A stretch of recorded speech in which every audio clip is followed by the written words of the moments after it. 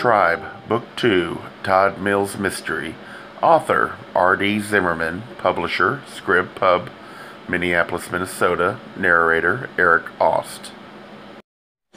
Chapter 36. It wasn't far from the Gay Times to City Hall, only a matter of a few blocks, and the streets downtown had been well cleaned of snow.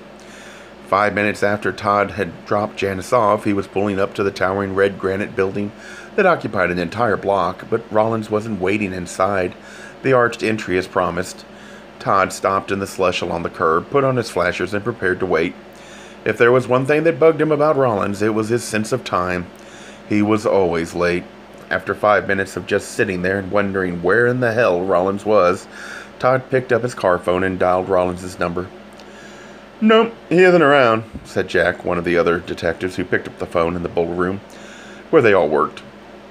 "He left, I don't know, something like 10-15 minutes ago." Great, thought Todd, hanging up. Rollins could appear in just a couple of seconds, or knowing him, this could take forever. Todd closed his eyes, clenched his right hand into a fist, and pounded lightly on the steering wheel. There wasn't time for this right now, and he tried to remember Rollins' beeper number. Recalling what he hoped was it, he dialed and did in fact receive a message to leave his home number, which Todd did, pressing in the number of this car phone. Todd hung up, but nothing happened. He just sat in his Cherokee staring at his phone, willing it to ring. Trying not to get too bent out of shape, Todd started thinking about Janice's security system. There was something not quite right about it, he was sure, but what that was exactly he didn't know. He thought about the initial message the small speaker had given, tried to imagine what it could possibly have meant. Perhaps the storm had somehow affected the phone lines. Maybe snow and ice had built up on the wires outside. 15 minutes after Todd had arrived, Rollins finally came trotting out the arched entry of City Hall. Todd took a deep breath. Just be cool, he told himself. "Sorry," said Rollins as he climbed in and shut the door. "I got called into Captain Letson's office. There was nothing I could do." "Didn't you get my call on your beeper?"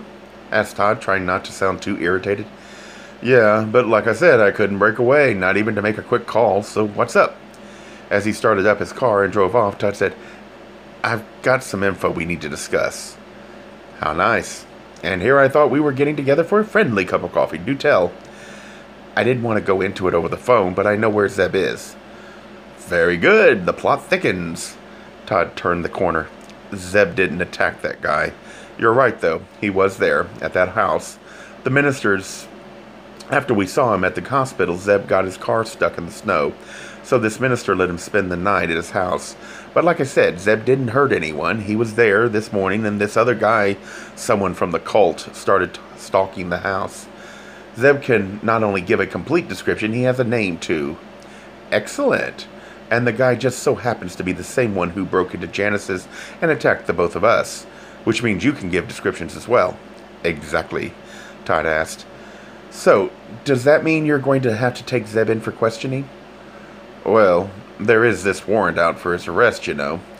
"Right, but, well, both Janice and I are afraid that Zeb will panic if he's separated again from his daughter. We don't know if he'll clam up or just try to get away. Can't I just take you to see him, and then you can do an informal interview of sorts?" Rollins thought for a moment. "All right. I shouldn't do this, but for you..." "You're wonderful." "I hope you mean that." "I hope I do, too." Driving back toward Hennepin, Todd changed the subject by saying, "Do you know anything about security systems?" "Not much. Why?" "Because something screwy about Janice's." Todd reviewed the situation, explaining what had happened, how they hadn't been able to set it, and how they'd gone down to the basement to check it out. Everything, all the wires and such, had seemed in order, he went on. "Wait a minute," said Rollins. "You say the phone wires went right out of the basement?" "Yeah." "Well, that could be the problem right there." That was enough to make him remember in the piece he'd done for Channel 7. One of the tips was that phone lines should leave the house via an attic or the top of a house and never at ground level. The experienced burglar could simply and easily cut the lines, thereby rendering a security system virtually impotent. But wait a minute, he thought. If someone had cut Janice's lines as the first warning on her system had suggested, why did it work later?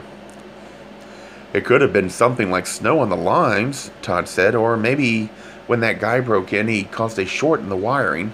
Something like that, because just a few minutes later we were able to set it. Well, she should still have it checked out just to make sure no one tampered with it. Right. Coming to an intersection, Todd turned left. She should have the security company go over the whole thing. Hey, where are you going? Said Rollins, pointing to the right. The gate times is that way. I know, but Janice used my car phone on the way down, and something has come up. We've got to make a quick stop, a very important one. A Gay Mysteries audiobooks.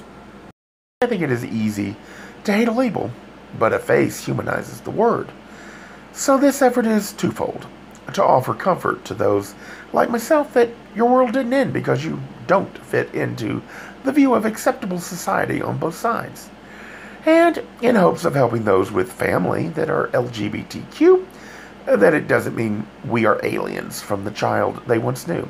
Reassure them so they can maybe be supportive at the same time, being true to their values.